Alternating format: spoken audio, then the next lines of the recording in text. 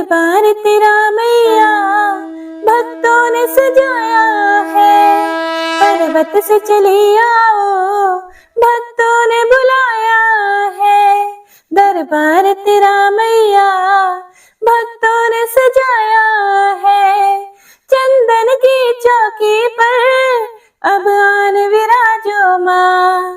चंदन की चौकी पर अब आन विराजो माँ। कब आओगी मैया मेरा दिल घबराया है। दरबार तेरा मैया भक्तों ने सजाया है। जय मां अम्बे। हरे कृष्णा। हे प्रिय भक्तों, माता रानी का आशीर्वाद आप सभी भक्तों पर सदा सर्वदा बना रहे। आपका दिन शुभ और मंगलमय हो। आज हम चैत्र मास महात्म्य में देवी भागवत पुराण के अंतिम दिन की महात्म्य कथा का श्रवण करेंगे। आज देवी भागवत पुराण का यह अंतिम अध्याय है। इसके बाद से आप वैशाख मास के पहले दिन से हमारे चैनल पर वैशाख मास महात्म्य की कथाएं भी जरूर सुनिएगा। और अभी तक की इन कथाओं को इतना प्यार और आशीर्वाद देने के लिए आप सभी भक्तों का दिल से बहुत बहुत धन्यवाद। यह प्यार और आशीर्वाद आप सभी भक्तजन वैशाख मास की कथाओं को भी जरूर दीजिएगा। हे प्रिय भक्तों, कल चैत्र मास की पूर्णिमा तिथि है और कल चैत्र पूर्णिमा का व्रत रखा जाएगा और साथ ही श्री सत्यनारायण व्रत कथा भी सुनी जाएगी। तो हमारे चैनल पर चैत्र पूर्णिमा की कथा और श्री सत्यनारायण भगवान की व्रत कथा भी जरूर सुनिएगा और भगवान का आशीर्वाद प्राप्त कीजिएगा। तो आइए आज की महात्म्य कथा का शुभारंभ करते हैं। जय श्री गणेश। जन्मेजय बोले, हे ब्राह्मण, आपने अद्भुत कर्म करने वाले इंद्र का आख्यान कहा, जिसमें उनके पदच्युत होने और दुख प्राप्त करने का विशेष रूप से वर्णन किया गया है तथा जिसमें देवताओं की भी अधीश्वरी देवी भगवती की महिमा विस्तार से वर्णित हुई है। मुझे महान संदेह है कि महान तपस्वी इंद्र को देवाधिपति का पद प्राप्त होने पर भी दारुण दुख प्राप्त हुआ। 100 यज्ञ करके उन्होंने अति श्रेष्ठ स्थान प्राप्त किया और देवताओं के स्वामी का पद प्राप्त करके भी वे अपने स्थान से कैसे च्युत हो गए। हे दयानिधि, इस सब का कारण सम्यक रूप से बताइए। हे मुनि श्रेष्ठ, आप सब कुछ जानने वाले और पुराणों के प्रवर्तक हैं। महापुरुषों के लिए अपने श्रद्धालु शिष्य से कुछ भी अकथ्य नहीं होता। इसीलिए हे महाभाग, मेरे संदेह का निवारण कीजिए। सूत जी बोले, तब राजा के ऐसा पूछने पर सत्यवती पुत्र वेद व्यास जी प्रसन्नता पूर्वक उनके प्रश्नों का क्रम से उत्तर देने लगे। व्यास जी बोले, हे राजन, इसका अत्यंत अद्भुत कारण सुनो। श्रेष्ठ तत्वज्ञानियों ने संचित, वर्तमान और प्रारब्ध के भेद से कर्म की 3 गतियां बतलाई हैं। अनेक जन्मों का संचित प्राक्तन कर्म संचित कर्म कहा जाता है। फिर वे कर्म भी सात्विक, राजस और तामस 3 प्रकार के होते हैं। हे राजन, बहुत समय के संचित शुभ या अशुभ कर्म पुण्य या पाप के रूप में अवश्य ही भोगने पड़ते हैं। जीवों के प्रत्येक जन्म के संचित कर्म बिना भोग किए करोड़ों कल्पों में भी नष्ट नहीं होते। जो कर्म किया जाता है उसे वर्तमान कहा जाता है। जीव देह प्राप्त करके शुभ या अशुभ कार्य में प्रवृत्त होता है। संचित कर्मों के कारण देह प्राप्त होने पर काल जीव को पुनः कर्म के लिए प्रेरित करता है। प्रारब्ध कर्म उसे जानना चाहिए जिसका भोग से क्षय हो जाता है। प्राणियों को यहाँ प्रारब्ध कर्म अवश्य ही भोगना पड़ता है, इसमें बिल्कुल भी संदेह नहीं है। हे राजेंद्र, देवता, मनुष्य, असुर, यक्ष, गंधर्व और किन्नर, इन सभी को पूर्व काल में किए गए शुभ अशुभ कर्मों का फल भोगना ही पड़ता है। यह निश्चित है। हे महाराज, सबके देह धारण का कारण उनका कर्म ही होता है। कर्म के समाप्त हो जाने पर प्राणियों का जन्म लेना भी समाप्त हो जाता है, इसमें तनिक भी संदेह नहीं है।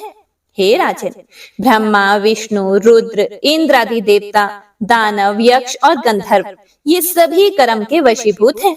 अन्यथा जीव के सुख दुख में भोग का जो कारण रूप देह संबंध है वह कैसे होता। इसीलिए किसी काल विपाक के योग से यथा समय अनेक जन्मों में किए हुए संचित कर्मों का प्रभाव प्रकट हो जाता है। उसी प्रारब्ध कर्म के वश में होकर ही मनुष्य पुण्य या पाप करता है। उसी प्रकार देवता आदि भी करते हैं। हे राजन, भगवान विष्णु के अंश से धर्म पुत्र नर और नारायण ही कृष्ण और अर्जुन के रूप में प्रकट हुए। मुनियों के द्वारा इस पौराणिक आख्यान का विवेचन किया गया है। जो अधिक वैभवशाली होता है उसे देवांश जानना चाहिए। जो ऋषि नहीं है वह काव्य की रचना नहीं कर सकता। जो रुद्र नहीं है वह रुद्र की अर्चना नहीं कर सकता। जिसमें देवांश नहीं है वह अन्नदान नहीं कर सकता, और जिसमें विष्णु का अंश नहीं है वह राजा नहीं हो सकता। हे राजन, विष्णु, इंद्र, अग्नि, यम और कुबेर से प्रभुत्व, प्रभाव, कोप और पराक्रम प्राप्त करके ही निश्चित रूप से यह शरीर बनता है। इस संसार में जो कोई बलवान, भाग्यवान, भोगवान, विद्यावान या दानशील है उसे देवांश कहा जाता है। हे राजन, उसी प्रकार मैंने पांडवों को भी देवांश बताया था। वासुदेव श्री कृष्ण तो नारायण के अंश और उन्हीं के समान कांति युक्त थे। प्राणियों का शरीर सुख दुख का भाजन होता है। शरीरधारी सुख दुख प्राप्त करता रहता है। कोई भी प्राणी स्वतंत्र नहीं है, बल्कि सदैव देव के अधीन रहता है। यह विवश होकर जन्म, मरण, सुख तथा दुख प्राप्त करता है। दैववश ही पांडव वन को गए थे और पुनः उन्होंने अपना राज्य प्राप्त किया। उसके बाद उन्होंने अपने बाहुबल से राजसूय नामक उत्तम यज्ञ किया और बाद में अत्यंत दुखदायक वनवास उन्हें पुनः प्राप्त हुआ। वहां अर्जुन ने अजितेंद्रिय पुरुषों के लिए दुष्कर तपस्या की। तब संतुष्ट होकर देवताओं ने उन्हें कल्याणकारी वरदान दिया। उस वनवास और नरावतार में किया गया पुण्य कहाँ गया? नरावतार में उन्होंने बद्रिकाश्रम में उग्र तपस्या की थी, परंतु अर्जुन के रूप में उन्हें उस तपस्या का फल नहीं मिला। प्राणियों के देह संबंधी कर्मों की गति अत्यंत गहन है। यह देवताओं के लिए भी दुर्गेय है, तो मनुष्यों की तो बात ही क्या है भला। वासुदेव श्री कृष्ण भी अत्यंत संकटमय कारागार में उत्पन्न हुए और वसुदेव के द्वारा गोकुल में नंद गोप के घर में ले जाए गए। हे भारत, वे वहां 11 वर्ष तक रहे और फिर से मथुरा जाकर उन्होंने बलपूर्वक उग्रसेन के पुत्र कंस का वध किया। उसके बाद अत्यंत दुखित माता पिता को बंधन से मुक्त किया तथा उग्रसेन को मथुरापुरी का राजा नियुक्त किया। फिर से वे मलेच्छराज काल्यवन के भय से द्वारका चले गए। श्री कृष्ण ने यह सब महान पराक्रम देव के अधीन होकर ही किया। वे जनार्दन श्री कृष्ण द्वारका में अनेक कार्य करके और प्रभास क्षेत्र में देह का परित्याग कर अपने कुटुंब सहित स्वर्ग चले गए। विप्रशाप के कारण समस्त यादव गण पुत्रों, पौत्रों, मित्रों, भाइयों और बहनों सहित प्रभास क्षेत्र में नष्ट हो गए और वासुदेव श्री कृष्ण भी व्याध के बाण से निधन को प्राप्त हुए। हे राजन, इस प्रकार मैंने आपसे कर्म की गहन गति का वर्णन कर दिया। हे प्रिय भक्तों, जन्मेजय आगे बोले कि हे द्विज श्रेष्ठ, पृथ्वी का भार उतारने के लिए बलराम और श्री कृष्ण के अवतार की बात आपने कही, किंतु मेरे मन में एक संशय है।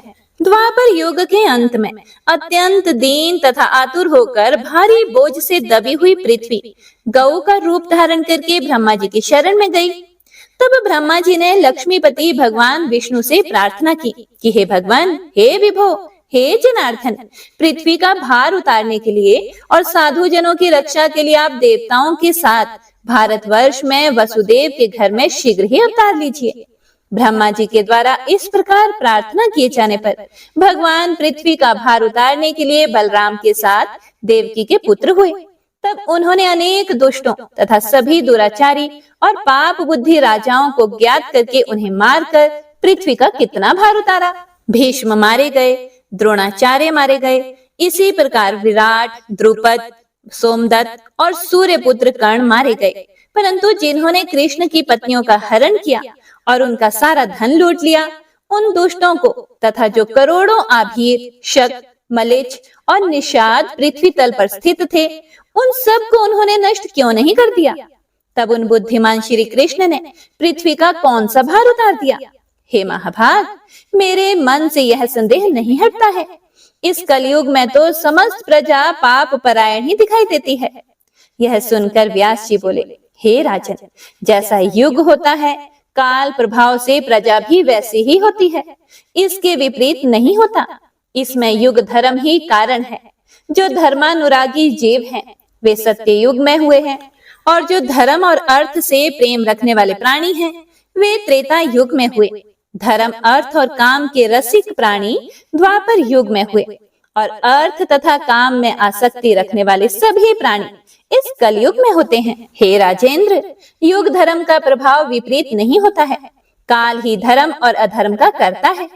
फिर राजा बोले, हे महाभाग, सतयुग में जो धर्म परायण प्राणी हुए हैं, वे पुण्यशाली लोग इस समय कहाँ स्थित हैं? हे पितामह, त्रेता युग या द्वापर में जो दान तथा व्रत करने वाले श्रेष्ठ मुनि हुए हैं, वे अब कहाँ विद्यमान है? मुझे बताइए। इस कलयुग में जो दुराचारी, निर्लज, देवनिंदक और पापी लोग विद्यमान हैं, वे सतयुग में कहाँ जाएंगे? हे महामते, यह सब मुझे विस्तार पूर्वक कहिए। मैं इस धर्म निर्णय के विषय में सब कुछ सुनना चाहता हूँ। फिर व्यास जी बोले कि हे राजन, जो मनुष्य सतयुग में उत्पन्न हुए हैं, वे अपने पुण्य कर्मों के कारण देवलोक को चले जाते हैं। हे नृपश्रेष्ठ, अपने अपने वर्णाश्रम धर्मों में संलग्न रहने वाले ब्राह्मण, क्षत्रिय, वैश्य और शूद्र अपने कर्मों से अर्जित लोकों में चले जाते हैं। सत्य, दया, दान, एक पत्नी व्रत, सभी प्राणियों में अद्रोह भाव तथा सभी जीवों में समभाव रखना, यह सतयुग का साधारण धर्म है। सतयुग में इसका धर्म पूर्वक पालन करके रजत आदि इतर वर्ण के लोग भी स्वर्ग चले जाते हैं। हे राजन, त्रेता और द्वापर युग में यही स्थिति रहती है, किंतु इस कलयुग में पापी मनुष्य नरक जाते हैं और वे वहां तब तक रहते हैं जब तक युग का परिवर्तन नहीं होता। उसके बाद मनुष्य के रूप में वे पुनः पृथ्वी पर जन्म लेते हैं। हे राजन, जब कलयुग का अंत और सतयुग का आरंभ होता है, तब पुण्यशाली लोग स्वर्ग से पुनः मनुष्य के रूप में जन्म लेते हैं। जब द्वापर का अंत और कलयुग का प्रारंभ होता है, तब नरक के सभी पापी पृथ्वी पर मनुष्य के रूप में उत्पन्न होते हैं। इस प्रकार युग के अनुरूप ही आचार होता है, उसके विपरीत कभी नहीं होता। कलयुग असत प्रधान होता है, इसीलिए उसमें प्रजा भी वैसी ही होती है। दैव योग से कभी कभी इन प्राणियों के जन्म लेने में व्यतिक्रम भी हो जाता है। कलयुग में कुछ जो साधु जन हैं, वे द्वापर के मनुष्य हैं। उसी प्रकार द्वापर के मनुष्य कभी कभी त्रेता में और त्रेता के मनुष्य सतयुग में जन्म लेते हैं। जो सतयुग में दुराचारी मनुष्य होते हैं, वे कलयुग के होते हैं। वे अपने किए हुए कर्म के प्रभाव से दुख पाते हैं और पुनः युग प्रभाव से वे वैसा ही कर्म करते हैं। फिर जन्मेजय आगे बोले कि हे महाभाग, आप समस्त युग धर्मों का पूर्ण रूप से वर्णन करें। जिस युग में जैसा धर्म होता है, उसे मैं जानना चाहता हूँ। फिर व्यास जी बोले, हे राजन, ध्यान पूर्वक सुनिए। इस संबंध में मैं एक दृष्टांत कहता हूँ, सुनो। साधु जनों के मन भी युग धर्म से प्रभावित होते हैं। हे राजेंद्र, आपके महात्मा और धर्मज्ञ पिता की भी बुद्धि कलयुग ने विप्र का अपमान करने की ओर प्रेरित कर दी थी। अन्यथा ययाति के कुल में पैदा हुए क्षत्रिय राजा परीक्षित एक तपस्वी के गले में मरा हुआ सर्प क्यों डालते भला? हे राजन, विद्वान को इसे युग का ही प्रभाव समझना चाहिए, इसीलिए विशेष रूप से धर्माचरण ही प्रयत्न पूर्वक करना चाहिए।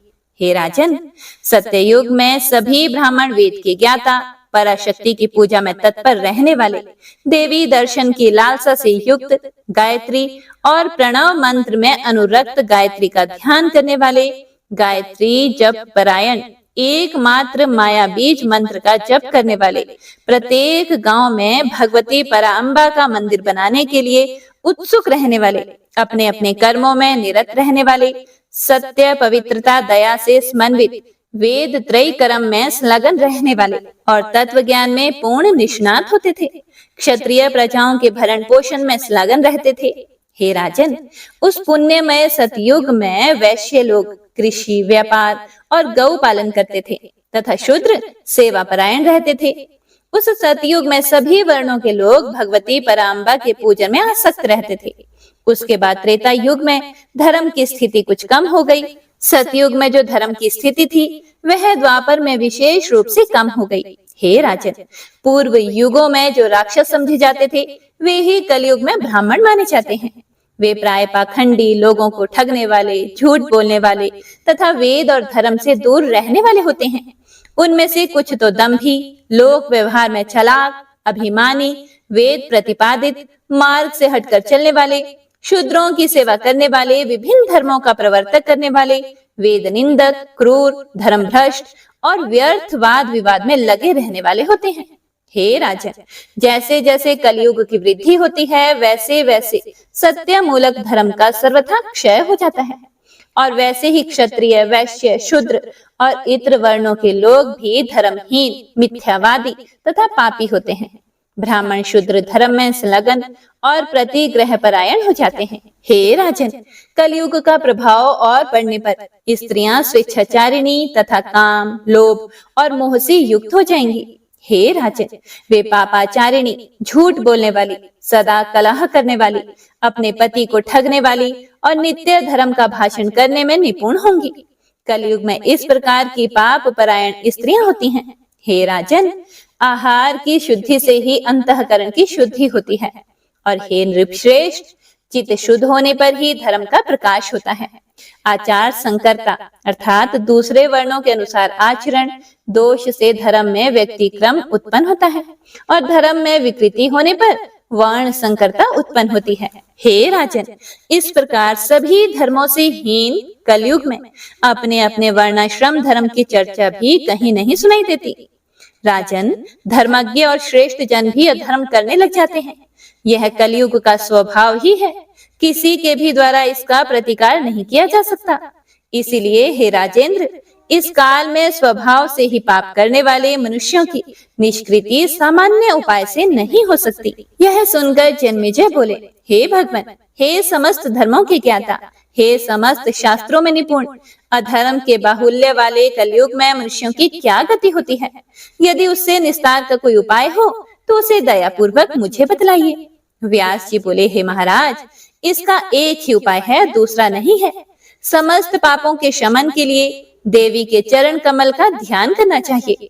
हे राजन, देवी के पाप दाहक नाम में जितनी शक्ति है उतने पाप तो हैं ही नहीं, इसीलिए भय की क्या आवश्यकता। यदि विवशता पूर्वक भी भगवती के नाम का उच्चारण हो जाए तो वे क्या क्या दे देती हैं, उसे जानने में भगवान शंकर आदि भी समर्थ नहीं है। भगवती देवी के नाम का स्मरण ही समस्त पापों का प्रायश्चित है। इसीलिए हे राजन, मनुष्य को कली के भय से पुण्य क्षेत्र में निवास करना चाहिए और पराअंबा के नाम का निरंतर स्मरण करना चाहिए। जो देवी को भक्ति भाव से नमस्कार करता है वह प्राणियों का छेदन, भेदन और सारे संसार को पीड़ित करके भी उन पापों से मुक्त हो जाता है। हे राजन, यह मैंने आपसे संपूर्ण शास्त्रों के रहस्य को कह दिया। इस पर भले ही भांति विचार कर आप देवी के चरण कमल की आराधना करें। वैसे तो सभी लोग अजपा नामक गायत्री का जप करते हैं, लेकिन वे माया से मोहित होने के कारण उन महामाया की महिमा और महान वैभव को नहीं जानते।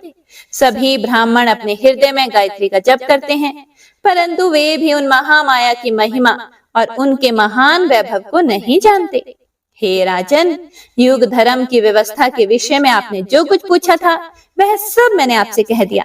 अब आप और क्या सुनना चाहते हैं? राजा बोले, हे मुनि श्रेष्ठ, अब आप मुझे मनुष्यों और देवताओं के द्वारा सेवनीय इस पृथ्वी पर स्थित पुण्य तीर्थों, क्षेत्रों तथा नदियों के विषय में बताइए। उन तीर्थों में स्नान तथा दान का जैसा फल मिलता है उसे और विशेष रूप से तीर्थ यात्रा की विधि तथा नियमों को भी बताइए। फिर व्यास जी बोले, हे राजन सुनिए, मैं उन विविध तीर्थों का वर्णन करूंगा जिन तीर्थों में देवियों के प्रशस्त मंदिर विद्यमान हैं। नदियों में गंगा श्रेष्ठ है, इसी प्रकार यमुना, सरस्वती, नर्मदा, गंडकी, सिंधु, गोमती, तमसा, कावेरी, चंद्रभागा, पुण्या, शुभ वेत्रवती, सरयू, तापी तथा साबरमती भी हैं। इन्हें तो मैंने बतला दिया। हे राजन, इनके अतिरिक्त सैकड़ों अन्य नदियां भी हैं। उनमें से समुद्र में गिरने वाली नदियां पुण्यमयी हैं तथा समुद्र में ना गिरने वाली नदियां अल्प पुण्यमयी वाली हैं। समुद्र गामिनी नदियों में वे बहुत पवित्र हैं जो सदा जल पूरित होकर बहती रहती हैं। श्रावण और भाद्रपद इन 2 महीनों में सभी नदियां रजस्वला होती हैं, क्योंकि उनमें वर्षा काल में ग्रामीण जल प्रवाहित होता है। पुष्कर, कुरुक्षेत्र, धर्मारण्य, प्रभास, प्रयाग, नैमिषारण्य और विख्यात अर्बुदारण्य ये अत्यंत पवित्र तीर्थ हैं। इसी प्रकार श्रीशैल, सुमेरु और गंधमादन पवित्र पर्वत हैं। सरोवरों में सर्वविख्यात मानसरोवर, श्रेष्ठ बिंदुसर और पवित्र अछोद सरोवर पुण्य सरोवर है। इसी प्रकार शुद्ध मन वाले मुनियों के आश्रम भी पुण्य स्थल हैं।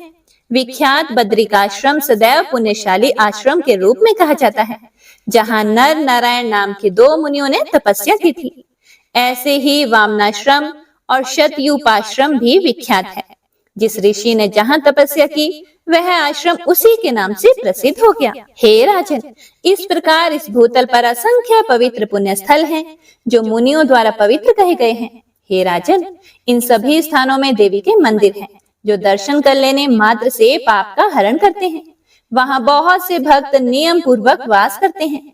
उन कतिपय स्थानों का वर्णन आगे करूंगा। हे राजन, तीर्थ, दान, व्रत, यज्ञ, तपस्या और सभी पुण्य कर्म शुद्धि सापेक्ष है।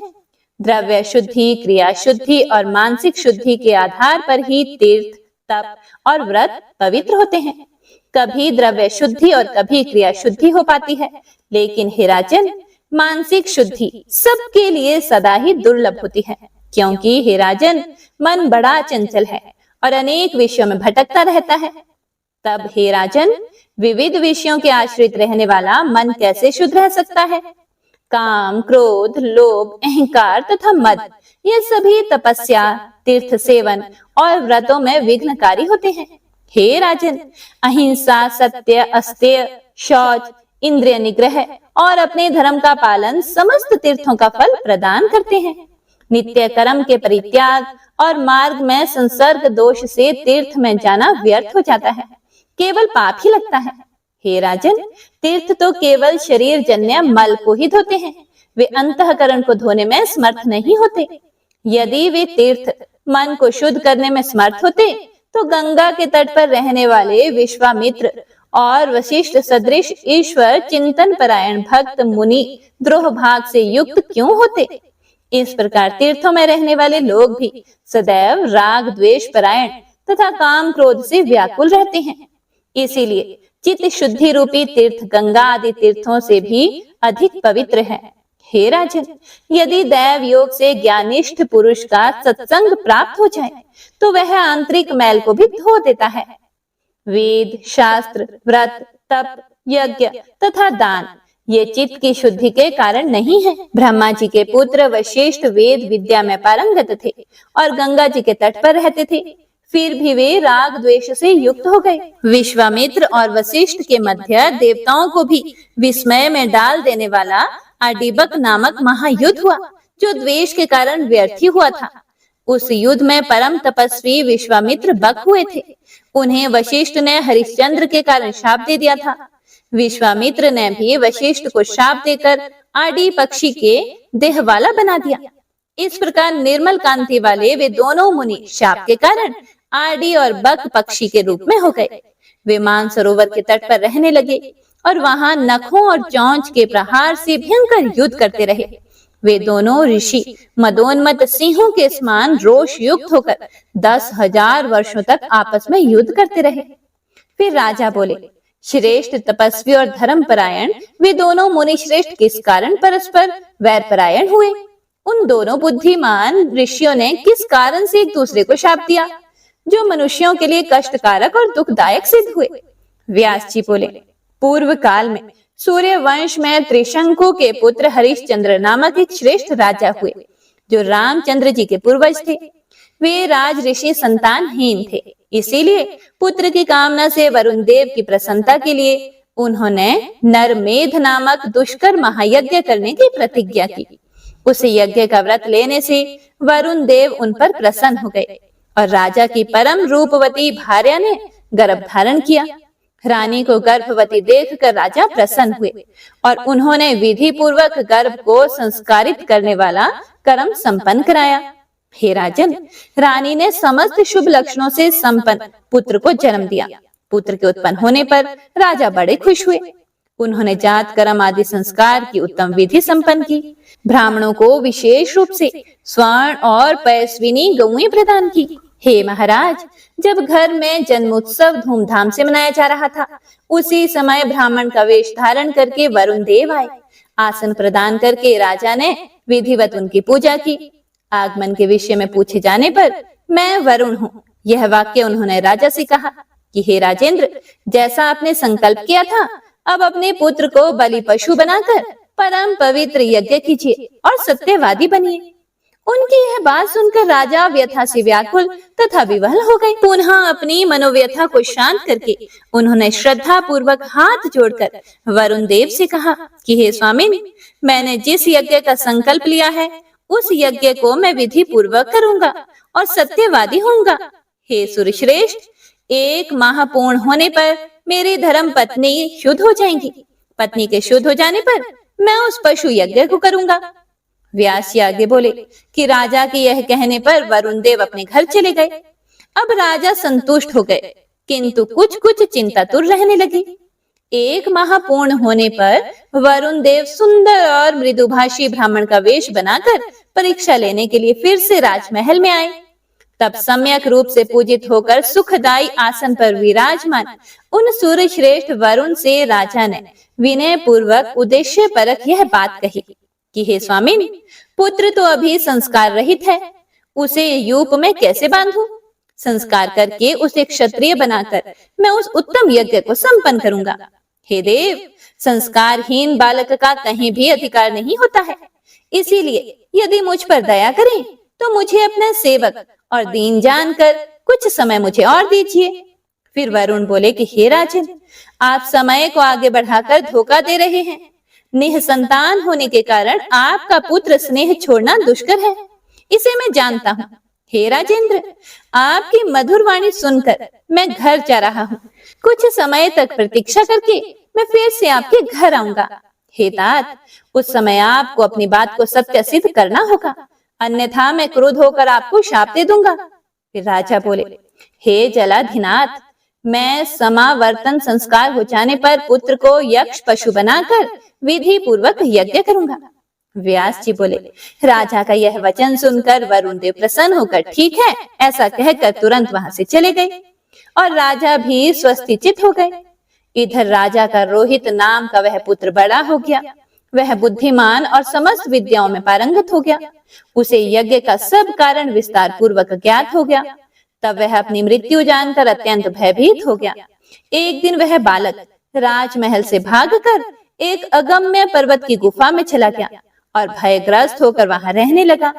समय आने पर वरुण देव यज्ञ की अभिलाषा से राजमहल में पहुंचकर उन राजा से बोले कि हे राजन, अब यज्ञ कीजिए। यह सुनकर उदास मुख वाले राजा ने व्यथित होकर उनसे कहा, हे सूर्यश्रेष्ठ, मैं क्या करूं? मेरा पुत्र कहीं चला गया है। राजा की यह बात सुनकर जलचरों के अधिपति वरुण देव ने क्रुद्ध होकर असत्यवादी राजा को शाप दे दिया। कपट विशारद, हे राजन, तुमने प्रतिज्ञा करके मुझे धोखा दिया है, इसीलिए तुम्हारे शरीर में जलोदर नामक रोग हो जाए। ऐसा शाप देकर पाशधारी वरुण देव अपने लोक को चले गए और रोग से पीड़ित होकर राजा अपने महल में चिंतित रहने लगे। जब शापजन्य रोग से राजा बहुत व्यथित हो गए, तब उनके पुत्र ने भी पिता के रोग पीड़ित होने की बात सुनी। किसी पथिक ने उससे कहा कि हे राजपुत्र, शाप के कारण जलोदर रोग से ग्रस्त तुम्हारे पिता बहुत अधिक दुखी हैं। हे दुर्बुद्धि, तुम्हारा जीवन नष्ट हो गया। तुम्हारा जन्म लेना ही व्यर्थ है, क्योंकि तुम अपने पिता को दुखी अवस्था में छोड़कर पर्वत की गुफा में छुपे हो। हे कुपुत्र, तुम्हारे शरीर से तुम्हारे जन्म लेने का क्या लाभ है, जो तुम अपने पिता को दुखी करके यहाँ रह रहे हो? राजा हरिश्चंद्र तुम्हारे लिए दुखी और व्याधि से पीड़ित होकर विलाप कर रहे हैं। पिता के लिए सत्पुत्र को प्राणों तक का त्याग कर देना चाहिए, यह सिद्धांत है। व्यास जी बोले, तब पथिक की धर्म संगत बात सुनकर जैसे ही रोहित ने पीड़ाग्रस्त अपने पिता को देखने के लिए जाने का विचार किया, वैसे ही ब्राह्मण का रूप धारण करके इंद्र वहां आ गए कि हे भारत, उन्होंने दयालु की भांति एकांत में हित की यह बात कही कि हे राजकुमार, तुम मूर्ख हो जो वहां जाने का व्यर्थ विचार कर रहे हो। तुम नहीं जानते कि तुम्हारे पिता तुम्हारे लिए क्यों दुखी हैं। इंद्र बोले कि पूर्व काल में राजा ने वरुण देव से यह प्रतिज्ञा की थी कि मैं अपने प्रिय पुत्र को यज्ञिक पशु बनाकर यज्ञ करूंगा। यह उन्होंने बड़ा साहस किया था। हे महामते, तुम्हारे वहां जाने पर रोग से दुखी तुम्हारे निर्दयी पिता तुम्हें यज्ञ पशु बनाकर यूप में बांधकर मार डालेंगे। अमित तेजस्वी इंद्र के द्वारा इस प्रकार रोक दिए जाने पर माहेश्वरी की माया से अत्यंत मोहित होकर वह राजपुत्र वहीं रुक गया। इस प्रकार जब जब वह पिता को रोग से पीड़ित सुनकर जाने का विचार करता था, तब तब इंद्र उसे रोक देते थे। एक दिन राजा हरिश्चंद्र ने अत्यंत दुखी होकर एकांत में बैठे हुए सर्वज्ञ और कल्याणकारी गुरु वशिष्ठ के पास जाकर पूछा। राजा बोले कि हे भगवान, अब मैं क्या करूं? मैं तो अत्यंत भयभीत और कष्ट से पीड़ित हूँ। इस महाव्याधि से पीड़ित मुझ दुखित चित्त की रक्षा कीजिए। वशिष्ठ जी बोले, हे राजन सुनिए, रोग नाश का एक प्रशस्त उपाय है। धर्मशास्त्र में 13 प्रकार के पुत्र कहे गए हैं। इसीलिए किसी ब्राह्मण के उत्तम बालक को उसका मनोभिलषित धन देकर क्रय कर उसे ले आइए और उत्तम यज्ञ को संपन्न कीजिए।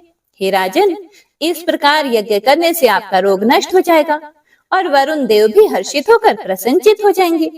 व्यास जी बोले, उनकी ऐसी बात सुनकर राजा ने मंत्री से कहा कि हे महामते, सभी स्थानों में प्रयत्न पूर्वक पता लगाइए। यदि कोई लोभी पिता अपने पुत्र को देता है तो वह जितना धन मांगे उतना देकर उसे ले आइए।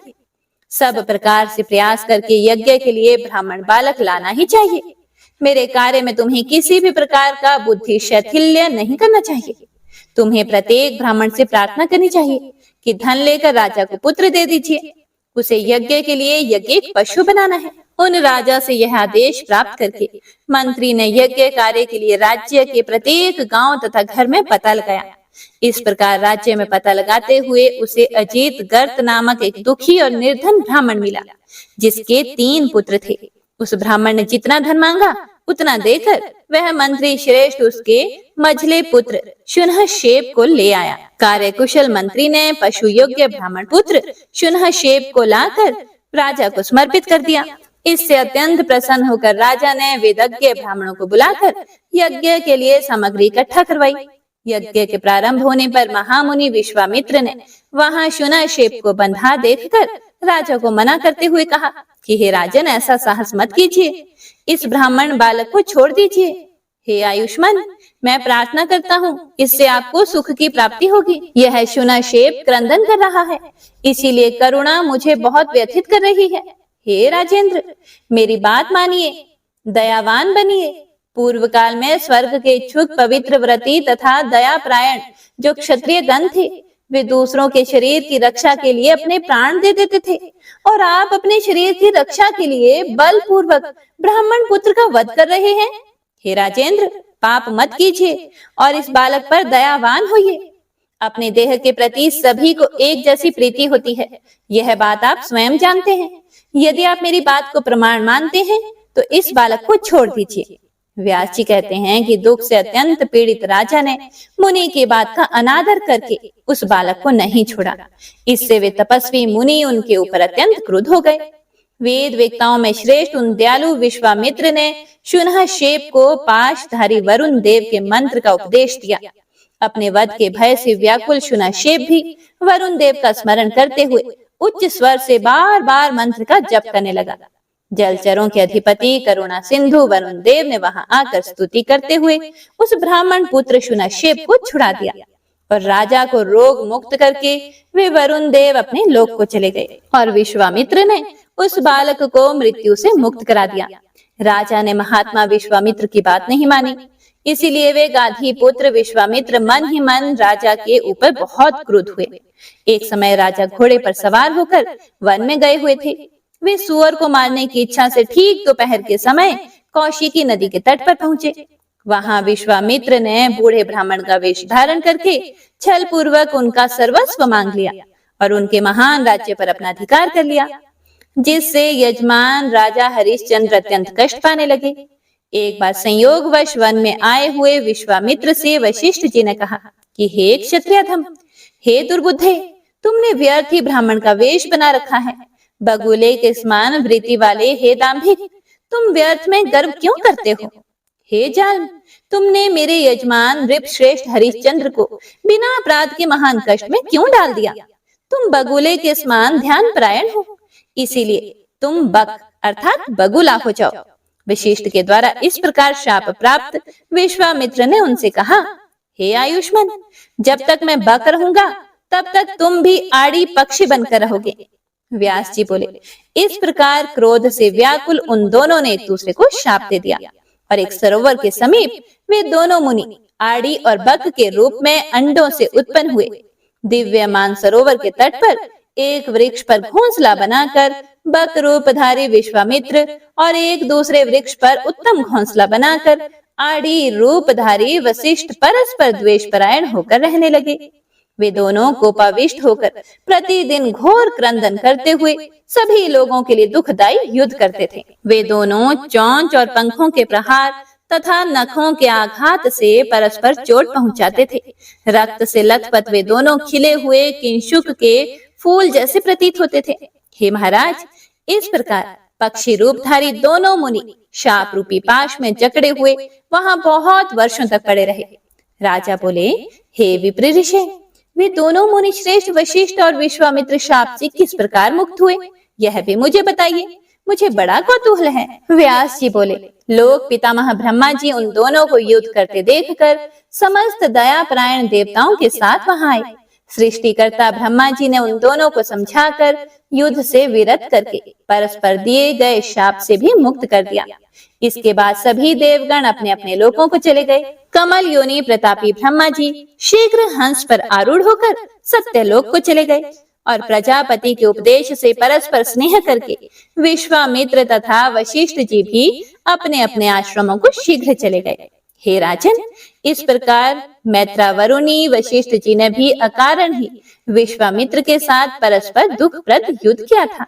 इस संसार में मनुष्य, देवता या दैत्य कौन ऐसा है जो अहंकार पर विजय प्राप्त कर सदा सुखी रह सके। इसीलिए हे राजन, मन की शुद्धि महापुरुषों के लिए भी दुर्लभ है। उसे प्रयत्न पूर्वक शुद्ध करना चाहिए। उसके बिना तीर्थ यात्रा, दान, तपस्या, सत्य आदि जो कुछ भी धर्म साधन है वह सब निरर्थक है। सबके देहों में तथा प्राणियों के धर्म कर्मों में सात्विकी, राजसी और तामसी, यह 3 प्रकार की श्रद्धा कही गई है। इनमें यथोक्त फल देने वाली सात्विक की श्रद्धा जगत में सदा दुर्लभ होती है। विधि विधान से युक्त राजसी श्रद्धा उसका आधा फल देने वाली कही गई है। हे राजन, काम क्रोध के वशीभूत पुरुषों की श्रद्धा तामसी होती है।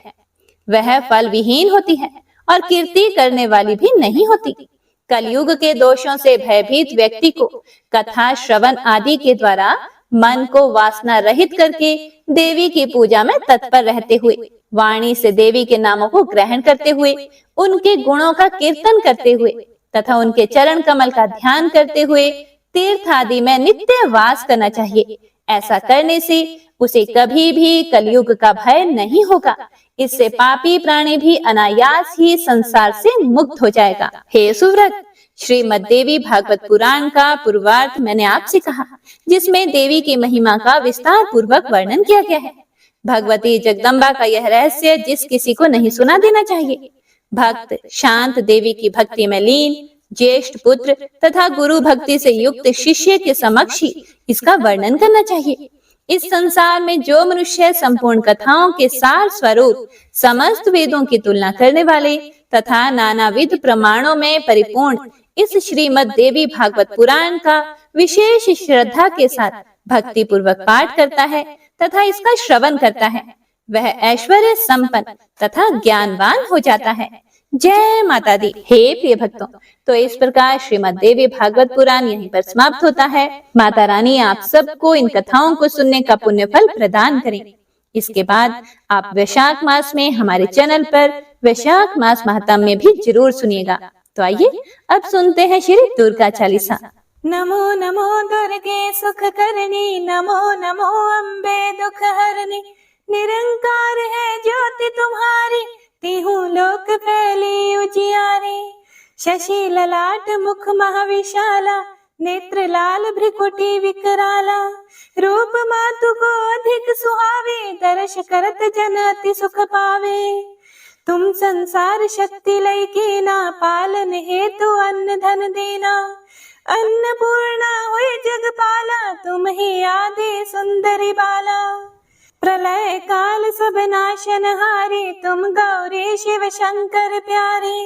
शिव योगी तुम्हारे गुण गावे, ब्रह्मा विष्णु तुम्हें नित ध्यावे।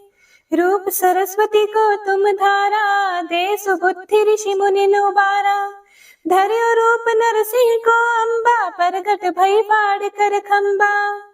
रक्षा करी प्रहलाद बचायो, हिरण्याक्ष को स्वर्ग पठायो।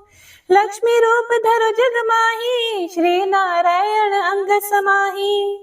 शेर सिंधु में करत विलासा, दया सिंधु दीजे मन आसा।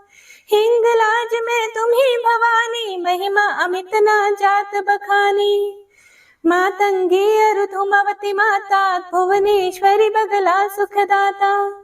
श्री भैरव तारा जगतारिणी, छिन्न भाल भव दुख निवारिणी।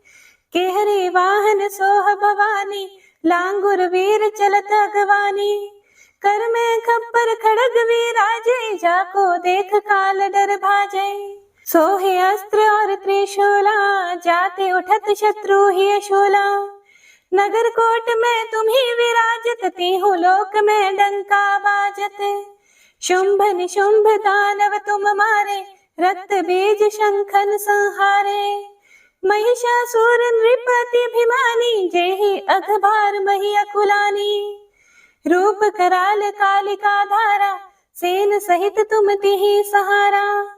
परिगाड़ संतन पर जब जब, भय सहाय मातो तुम तब तब।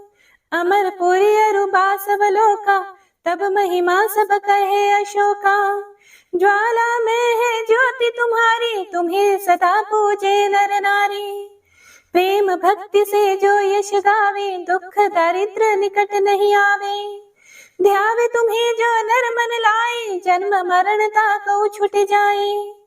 जोगी सुर मुनि कहत पुकारे, योग न हो बिन शक्ति तुम्हारे। शंकर आचार्य तप कीनो, काम क्रोध चित सब लीनो। निश दिन ध्यान धरो शंकर को, काहू काल नहीं सुमिरो तुमको। शक्ति रूप का मर्म ना पायो, शक्ति गई तब मन पछतायो। शरणागत हुई कीर्ति बखानी, जय जय जय जगदम्ब भवानी। भई प्रसन्न आदि जगदम्बा, दई शक्ति नहीं कीन विलंबा। मोको मातु कष्ट अति घेरो, तुम बिन कौन हरे दुख मेरो। आशा तृष्णा निपट सतावी, रिपु मूरख मोहि डर पावे। शत्रु नाश कीजे महारानी, सुमिरो एक चित तुम्हें भवानी। करो कृपा हे मातु दयाला, रिद्धि सिद्धि दई करहु निहाला। जब लगी ज्यों दया फल पाऊं, तुम्हरो यश मैं सदा सुनाऊं। दुर्गा चालीसा जो कोई गावे, सब सुख भोग परम पद पावे। देवी दास शरण निज जानी, करहु कृपा जगदम्ब भवानी। इति श्री दुर्गा चालीसा संपूर्ण।